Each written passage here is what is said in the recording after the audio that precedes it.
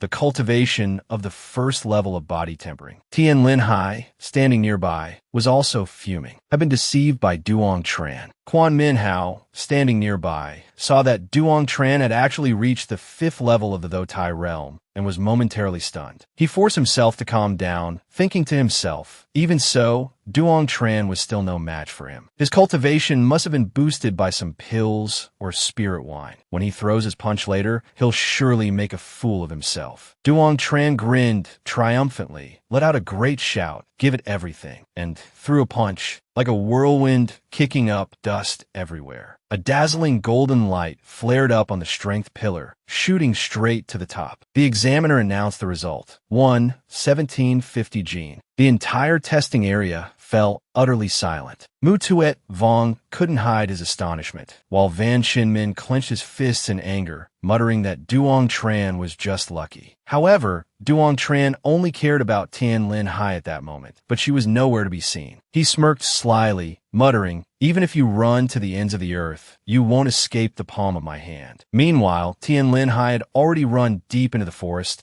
cursing Duong Tran as she went. You liar, I'm not going to kiss you. You're such a cheater. Amidst the crowd's admiration, Duong Tran brilliantly completed the test. Lycon Lam was both surprised and pleased. Just half a month ago, Duong Tran was merely at the 1st level of body tempering. Who knew that in such a short time, he had broken through to the 5th level? This young man was truly remarkable. At this point, the examiner announced the end of the 1st round of testing. Candidates who met the standard would begin the 2nd round tomorrow morning. The two brothers returned home. Kim Vo Kiet eagerly jumped onto the bed, asking, brother, what do you think the 2nd round will test? Duong Tran, naturally, had no idea, but based on past experience, he guessed it would likely be a practical combat assessment. If we have to fight, then just beat up anyone who annoys you. Yeah, let's give them a sound thrashing. Beat them until their teeth fall out. Kim Vo Kiet suddenly leaped off the bed, saying, I wonder if the old master will come to watch tomorrow. Duong Tran just sighed, saying, it's unlikely. My brother. Meanwhile, in the most luxurious building, Quan Minhao's father, was speaking eloquently. Junior brother Nguyen, long time no see. I didn't expect your cultivation level to have reached such a profound state already. The old man with the scarred face was none other than the master of the White Tiger Pavilion, Nguyen Man, one of the 4 great pavilion masters of the inner court of Zicha City. He took a sip of wine and said, time flies so fast. Do you still remember when we cultivated together in the inner court back then? It feels like only yesterday. Quan too laughed heartily, thanking him for looking after his son in the inner court. Nguyen Man, thoroughly drunk, said, Senior brother, rest assured, Minhao's talent far surpasses the outer court. Let him come to my White Tiger Pavilion. I will take him as my disciple. Upon hearing this, Quan Tu hurriedly told Min how to come and pay respects to his master. Quan Minhao immediately knelt down and said respectfully, Minhao pays respects to master. Nguyen Man was even more pleased with this child. Hearing that he was the examiner for the 3rd round, Quan Tu wanted to ask him to look after Minhao a little. Although Nguyen Man was drunk, he still firmly said, Junior brother, rest assured, Minhao will definitely win 1st place in this competition. Of course, the hidden dragon pill will also be his. The next day, the square was packed with people. Duong Chin Engip also came to cheer for his 2 sons. Truly, like father, like sons, you boys haven't disappointed me. The old master sends his regards. After the competition ends, you 2 can come home for a few days. It seems the old master misses you both very much. Kim Vo Kiet was overjoyed upon hearing this, while Duong Tran was the complete opposite. He remembered his father's final instruction. Remember, no matter the situation, always hold back 1 move. The 2nd round of testing began. The content was the hard examination. This content seemed rather novel. The contestants didn't quite understand it. The elderly examiner summoned a spatial circle. It continuously expanded, flew into the air, then cascaded down towards the ground like a waterfall. The old examiner explained, all contestants must enter the heart refining formation. Passing through 5 gates will be considered standard meeting the requirement. As soon as the words fell, the contestants began stepping into the misty screen one after another. Duong Tran found himself transported to a dense forest. Before he could even steady himself, the roars of wild beasts echoed from all directions. Hundreds of bloodthirsty demonic beasts charged madly towards Duong Tran, but he remained as still as a mountain, standing motionless on the spot, saying, "This is all just child's play. Disperse from me now." In an instant, all the demonic beasts dissolved into faint smoke and vanished. He had effortlessly passed the first gate. Trying to fool me with such tricks. Just like that, Duong Tran, moving with the speed of wind, passed through the second and third gates. Duong Tran, feeling rather bored, pushed open the door to the fourth gate, muttering, "Is this all the difficulty there is? Give me a greater challenge." No sooner had he spoken than Duong Tran's face flushed red, because he discovered this was the Gate of Beauties. Lycon Lam and Tien Linhai were enthusiastically welcoming him. The audience outside could observe the events within through a beam of light. The fourth gate appeared to be quite challenging,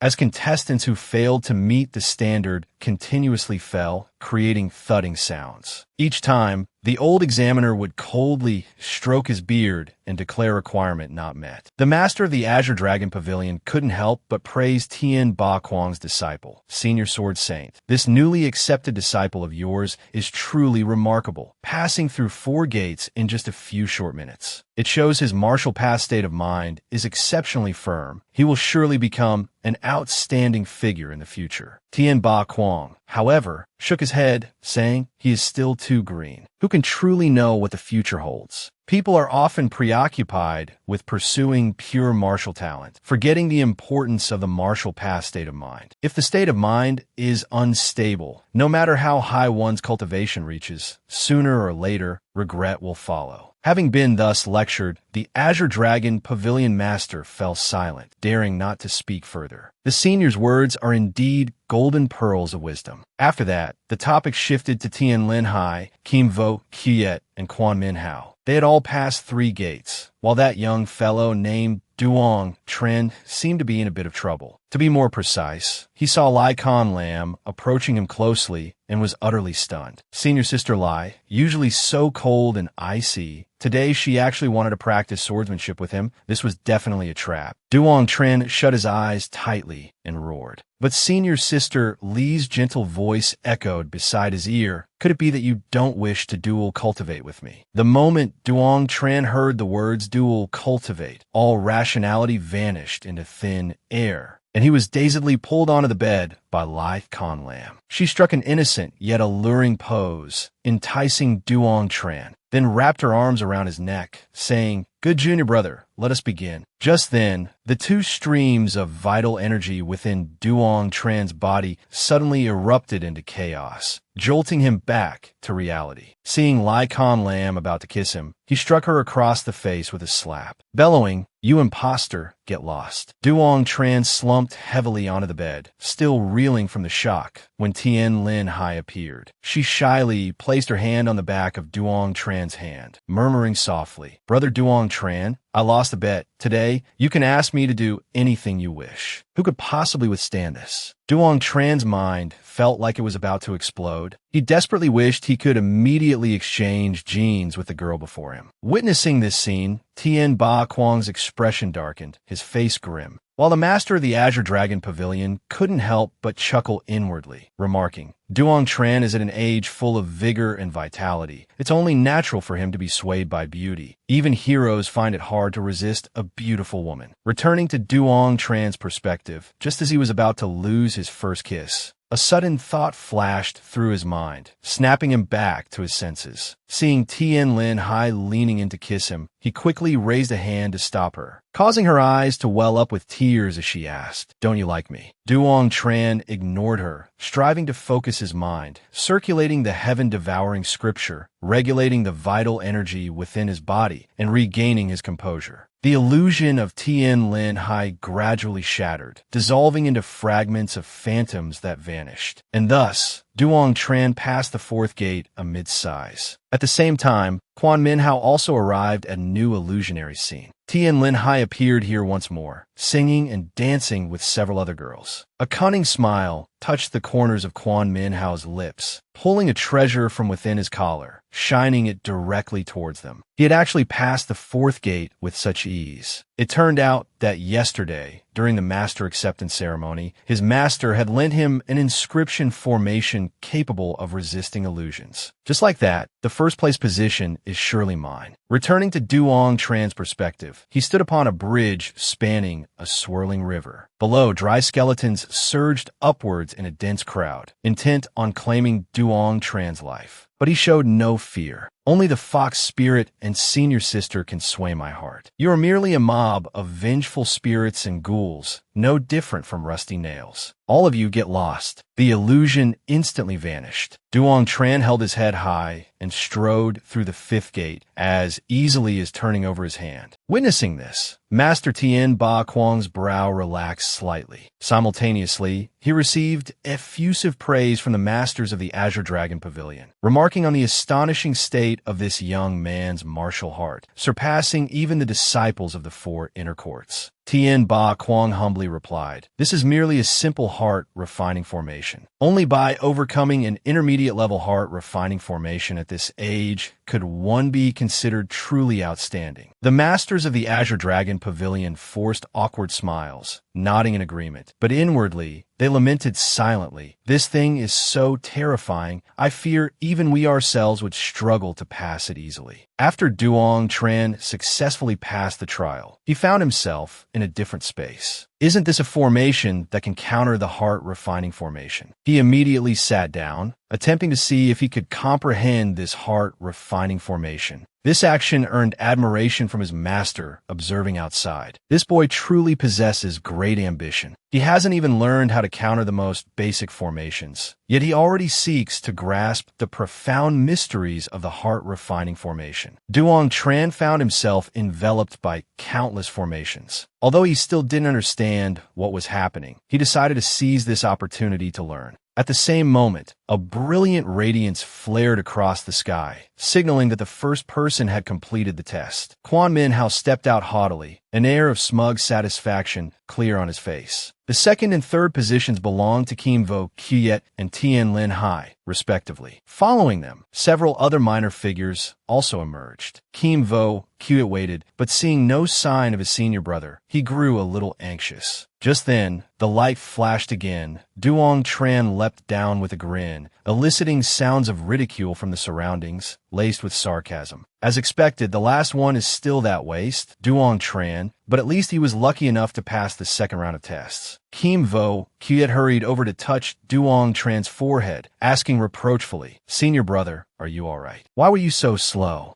Duong Tran leaned close to his junior brother's ear, whispering softly, "Little Kuyet, we've struck it rich." But when Kim Vo Kuyet pressed for details, he put on an air of mystery, saying he'd tell him later. Suddenly, the old examiner shouted loudly, "Silence. The third round of tests will be conducted in the inner court. Those who have passed, follow me quickly." After speaking, the candidates scrambled to follow him, heading straight into the inner court, eventually stopping before a towering structure, the Four Spirits Tower. This is a precious artifact of the Martial Academy, each floor equipped with grand formations personally laid down by Master Tran. The third round of tests involves entering this very tower, and the person responsible for supervising is the White Tiger Pavilion Master, the Scarface Drunkard, Nguyen Man. For this round, only the bottom 5 floors of the Four Spirits Tower will be open. Simply passing the first floor grants you the qualification to join the inner court. Of course, if you wish to compete for a top 10 position, you must strive to climb to the higher floors of the tower. Quan Minhao, having used connections, felt smugly confident, thinking to himself, "No matter how hard you all try, the first place is definitely mine." When Man gave the order, the test begins. The heavy gates of the Four Spirits Tower slowly creaked open, appearing quite perilous. Duong Tran stepped forward, entering the teleportation gate, and was transported to a dense forest. Before he could even grasp the situation, he heard a piercing whistle. A figure clad in black, wielding a long saber, lunged before him, roaring fiercely, "Die!" But Duong Tran felt utterly uninterested because this person was too weak, only at the second level of mortal shedding. A single punch sent him flying. Reaching the second floor, Duong Tran encountered a giant wolf, was of a remarkably high level. Yet after just a single punch, it had let out a wretched howl like a common cur. The old masters outside the tower, seeing someone had already reached the third floor, were all utterly astonished, speculating that it must be Quan Min Hao, because Quan's son Min of the Quan family possessed extraordinary strength, and furthermore, that young man had a composed, calm disposition and a formidable martial heart. Compared to the other contestants, there was indeed a significant gap. Even the hot-tempered Tien Ba Quang had to admit the young man from the Quan family was truly a rare talent. At this moment, the majority of contestants were still struggling within the killing formation of the first floor. Nguyen Man cheerfully stroked his beard, laughing heartily. Quan Min has actually reached the third floor already. His comprehensive strength is truly on another level. However, inside, Quan Min had just suffered a devastating blow. His clothes were torn by the wolf's claws, yet his body remained unharmed. Instead, he erupted with a formidable power, blasting the shadow wolf 7,749 meters away. Thanks to the lower-grade yellow rank inner armor bestowed by his master, Quan Min had successfully cleared the second floor. The third floor of the Four Spirits Tower lit up, signaling that someone had entered. The crowd outside buzzed with discussion, wondering if it could be Tien Linhai or Kim Vo Kiet, as only they possessed the capability to match Quan Min Hao's pace. Within the chamber on the tower's third floor, two martial artists clad in red armor already stood waiting in anticipation. The moment Duong Tran pushed open the door and stepped inside, their eyes instantly lit up and they simultaneously charged forward to attack the intruder.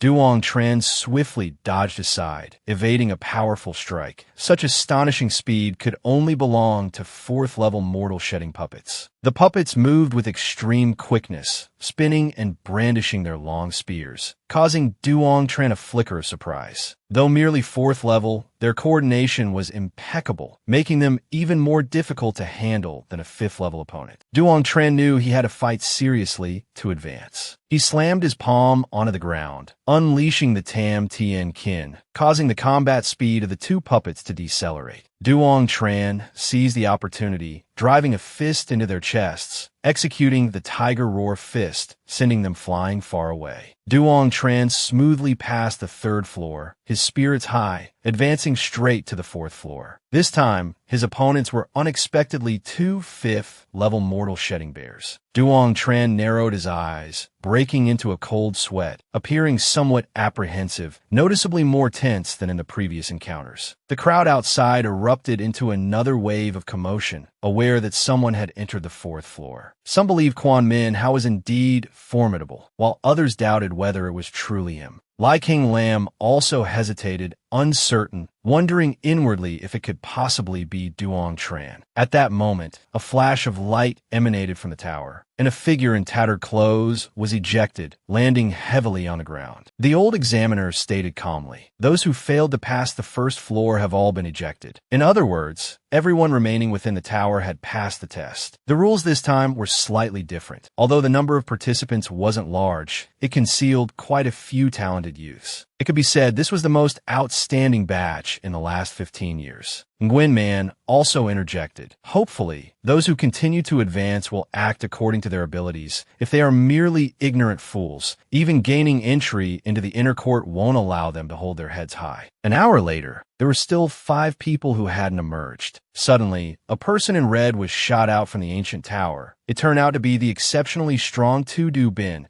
who had unexpectedly failed to pass the third floor, and was even beaten until his body was covered in injuries. Counting again and again, only 4 remain. Everyone buzzed with discussion, wondering who the fourth person was besides the top 3. Who could the remaining person be? They scanned the list back and forth, only to discover it was unexpectedly Duong Tran, the one who had been looked down upon since the competition began. Mo Tuet Vong, who had previously scorned Duong Tran, now seemed filled with regret upon learning how formidable he was. Just then, Linhai gracefully leaped out and scathed without a single wound, still as beautiful as a fairy. In stark contrast to her, Duong Tran was locked in a fierce battle with the two large bears. 2 against 1. Even a cripple would sustain injuries. Facing 2 giant bears alone, he found his strength somewhat lacking. Duong Tran continuously retreated backward, raising his hands to block the blows. Facing a precarious situation, he was forced to use a killing move to deal with these 2 ferocious beasts. Duong Tran activated flight mode, unleashing an extremely powerful fist, striking directly with a true sun fire, instantly turning the bear into roasted meat. Duong Tran watched its fur burn away, smugly remarking, "My true sun chi is truly formidable." He glanced menacingly at the remaining bear behind him, which broke out in a cold sweat from fear. "You dared to bully me before. Now it's my turn to play you to death." At the same time, Manhwa was also struggling to evade the giant bear's attacks. Although protected by armor, he had no way to fight back, feeling that he couldn't possibly pass the 4th floor. But he remained optimistic, believing he could maintain his first-place position. However, at this moment, someone had already reached the 5th floor of the ancient tower. Just a few seconds later, to everyone's astonishment, another person followed suit. Rewinding to 1 minute earlier, Xuanwu Pavilion Master, Bin Ko, to think someone has already charged up to the 5th floor. Nguyen Man stated confidently, "Quan Minhao is truly the genius of this batch." But Bin Ko questioned doubtfully, "Is it really Quan Minhao?" Nguyen Man was very displeased upon hearing this, immediately retorting, "Surely you don't think the one who broke into the 5th floor isn't Quan Minhao?" Seeing Bin Ko hesitate, he asked threateningly, "Dare to make a bet? What do you want to bet?" Bin Ko raised an eyebrow, immediately replying, "If I win, your cloud sword belongs to me." Nguyen Man let out a cold laugh, saying, "If I win, your blood-ean saber belongs to me." Bin Ko, not to be outdone, wanted to use Nguyen Man's blood-ean saber as the stake. Upon seeing 2 people enter the 5th floor, Nguyen Man still assumed the other person was Kim Vo Kiet, completely unaware of the suffering his own younger brother was enduring inside. Quan Minhao exhausted all his strength just to execute a Dong Sun long fist technique, lightly striking the left eye of the great Earth Berserk Bear, which enraged it immensely, causing it to land a punch on Quan Minhao's chest. Quan Minhao spat out a mouthful of fresh blood, feeling he was about to be ejected from the tower, but still confidently believed he held the first place. A flash of light flared. Quan Minhao was expelled from the tower. Nguyen Man, down below, shouted loudly, "Quickly catch Minhao. He held on for so long. He must be severely injured." The old examiner swiftly caught the barely breathing Quan Minhao, causing everyone to gasp in astonishment, their mouths wide open. Nguyen Man and Bin Ko stood to one side, their entire bodies trembling with fury. Bin Ko smiled cheerfully, his eyes narrowing into thin slits, and said, "It seems Duong Tran and Kim Vok are both on the 5th floor now. My friend, quickly hand over the blood sound saber to me." Hearing this, Nguyen Man, his face turned deathly pale,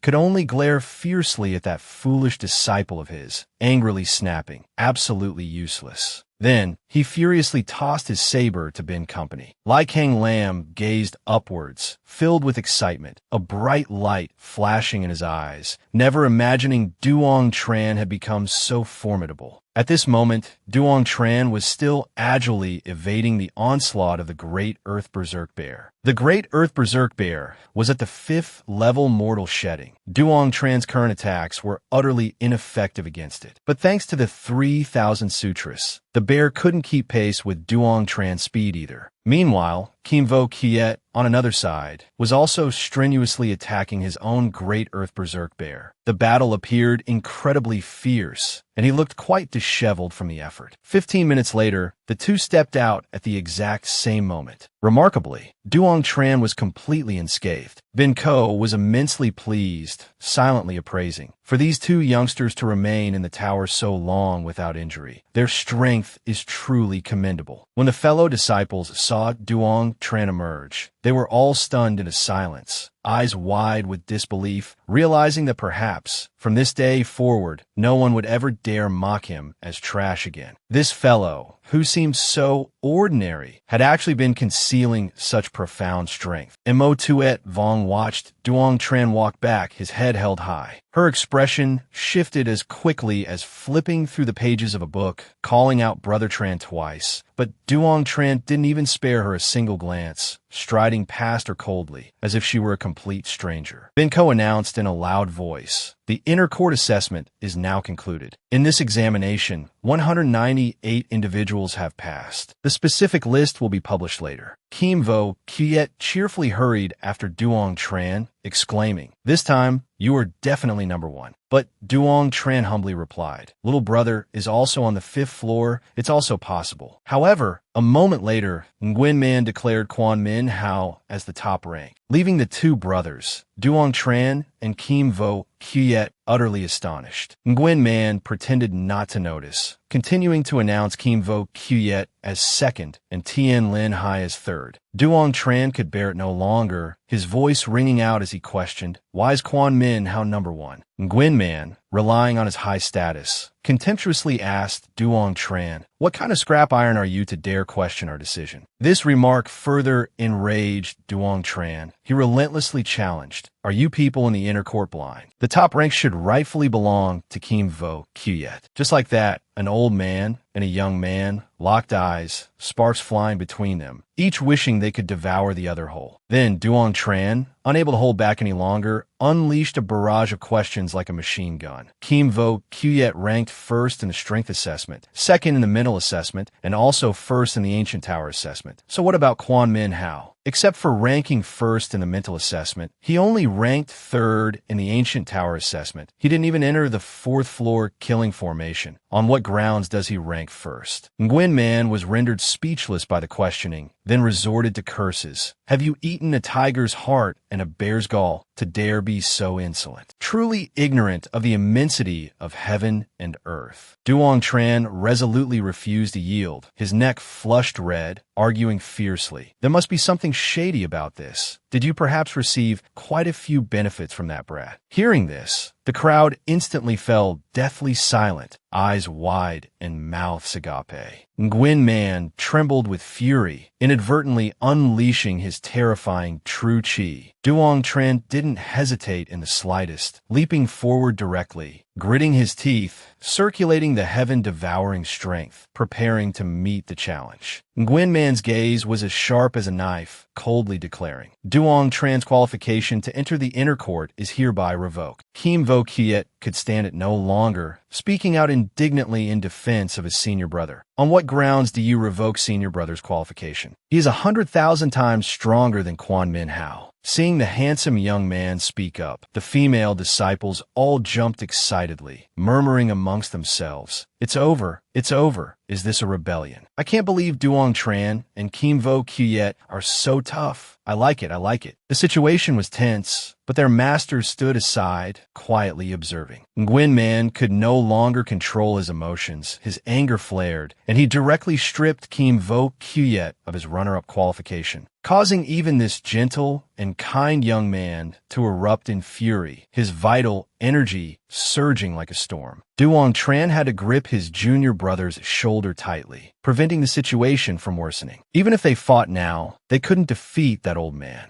Nguyen Man looked down on them contemptuously, coldly stating, "Kim Vo Kiet shows no respect for his superiors. His second-place title is revoked. Tian Linhai will take his place. Tu Du Bin is ranked third. If anyone else disagrees with the Academy's decision, then get out of my sight." With that, he stormed off angrily, leaving Bin Ko flustered. The candidates below began to buzz about this new farce. Although they felt sorry for Duong Tran being expelled from the Academy, they thought he had been too impulsive, that if he had just endured it a little, he could have enrolled. Lai Kang Lam shared similar thoughts, hurrying over to scold Duong Tran. "You brat, you don't know your place. Do you realize what you've done?" But Duong Tran only paid attention to the megaphone-like beauty before him, saying with a grin, "Senior sister looks truly beautiful when she's angry." This remark successfully infuriated Lai Kang Lam. you can still smile. You've been expelled, and you're still this happy. Just endure a little, let the waves calm, and the sea quieten. Why did you have to argue with an elder? Mentioning this, Duong Tran immediately became dejected. An examination this unfair isn't worth entering anyway. His indifferent expression only made Lai Kang Lam angrier. But then she changed her tone. Just half a month ago, you were clearly at the first level of body tempering. How did you suddenly reach the 5th level? Could be you came here seeking cultivation secrets. Duong Tran grinned broadly and replied, because I cultivated every day while looking at your paintings. Before I knew it, I reached the 5th level of body tempering. Thinking of those revealing paintings, Lai Kang Lam was so furious steam practically came out of her ears. Her face flushed red as a ripe JC fruit. Just as she was about to teach him a lesson, someone arrived calling for Duong Tran and Kim Vo Kiet. This person was none other than Lai Kang Lam's father, Linhai, son, the general of Zicha City. He saw the extraordinary innate talent of the two brothers, Duong Tran and Kim Vo Kiet, and wished to associate with them. Seeing that Duong Tran had been expelled from the martial academy, Linhai's son immediately extended an olive branch, inviting him to join his army corps. Duong Tran was deeply moved, but still wanted to consult his family first. Linhai's son readily agreed, even adding praise. Your performance today was outstanding. The Green Tiger Legion always welcomes you. Before leaving, Linhai's son laughed heartily and said, this young lad is quite something. He could be my son-in-law. This remark made Lai Kang Lam so furious, she almost cried. Just then, Kim Vo Kiet suddenly appeared behind Duong Tran. Say, if you don't enter the inner court, brother, I won't enter either. Let's join the Green Tiger Legion together. But Duong Tran advised his younger brother against it. There are many cultivation resources in the inner court. You should go there and cultivate diligently. I know what I need to do. Once Kim Vo Kiet agreed, Duong Tran immediately departed. He wanted to find that little fox Spirit. Seeing his senior brother still thinking about that girl, even now, Kim Vo Kiet couldn't help but sigh. What exactly are you thinking, brother? Duong Tran narrowed his eyes, striding towards the fox Spirit's house to find her father. He is my future father-in-law and also my master. He hurried away, leaving Kim Vo Kiet with a puzzled expression. When did you become someone's disciple, brother? The moon had climbed high, and Duong Tran arrived at Tien Ba Quang's residence. Just as he was about to push the door open, he was stopped by someone. This person was none other than the deacon of the White Tiger Pavilion, Tik Kang. Haven't you already been stripped of your qualification to enter the inner court? Do you even know what place this is that you dare to come here? Duong Tran, losing patience, gave a cold laugh. What are you doing, running to my master's house in the dead of night? Hearing the word master, Tik Kang jumped in surprise. Watching the young man walk inside nonchalantly, as if no one dared to stop him, cold sweat beaded on his forehead. No wonder Duong Tran had progressed so rapidly lately. It turned out he had taken the Lord Sword Saint as his master. Tik Kang realized he had stumbled into big trouble this time, and needed to quickly return to report to the pavilion master. As soon as Duong Tran stepped into the courtyard, he saw his master sitting cross-legged on a large rock, exuding a powerful true chi, which formed an invisible pressure that made him instinctively cautious. You've arrived. Tien Ba Quang suddenly appeared before him. Duong Tran, having just gone through an intense battle, was still catching his breath and respectfully bowed to his master. Tien Ba Quang smiled, gesturing for him to sit down. Only then did Duong Tran dare to take a seat. Truly a person of high status, this master seemed carefree on the surface, but his strength was incredibly formidable. He estimated that his master was cultivating some kind of high-level sword martial technique. Tien Ba Quang sat down opposite him and suddenly asked, "Want to learn?" Duong Tran immediately nodded, like a wooden puppet, saying yes. However, this master splashed cold water on him. "Stop dreaming. You are still too weak." Seeing Duong Tran's dejection, Tien Ba Quang chuckled and changed the subject. "How was your assessment? I feel your mindset for the examination wasn't quite right." A look of grievance appeared on Duong Tran's face, and he began to complain. After listening, Tien Ba Quang angrily cursed Nguyen Man for his audacity. Yes.